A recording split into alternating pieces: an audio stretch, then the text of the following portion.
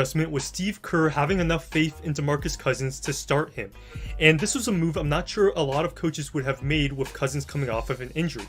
But DeMarcus played a big role. He was terrific passing out of the post, and he had a nice chemistry with Klay Thompson in this game with some backdoor passes, and he also added a certain level of scoring and usage that they needed with one of their stars, Durant, hurt. He scored inside, and here he even hits a three-pointer.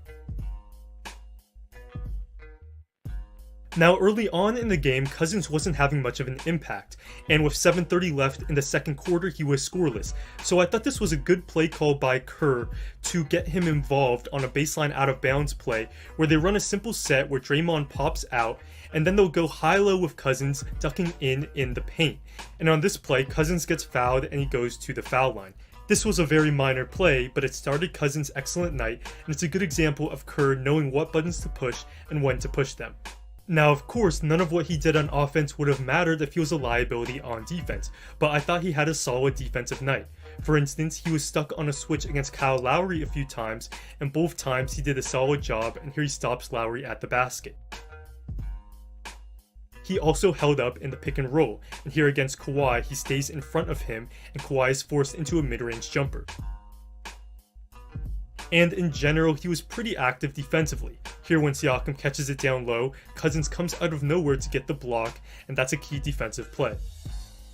Next, I want to talk about the Warriors' use of Curry as a back screener, and to give some context, let's first start off with a couple clips from Game 1. So here in transition, Curry sets a clever back screen for Livingston, and what Van Vliet will do guarding Curry is he won't switch on to Livingston, he won't help at all, his goal is to stick with Curry, and that benefits the Warriors here as Livingston is able to come off of the screen, get open, and score an uncontested layup.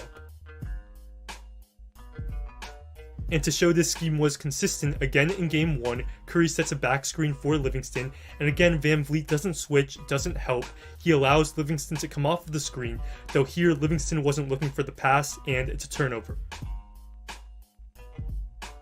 So, fast forward to Game 2, and while this scheme made some sense, stick with Curry, don't give him anything, it also was an area the Warriors could game plan for to take advantage of, and that's what happened.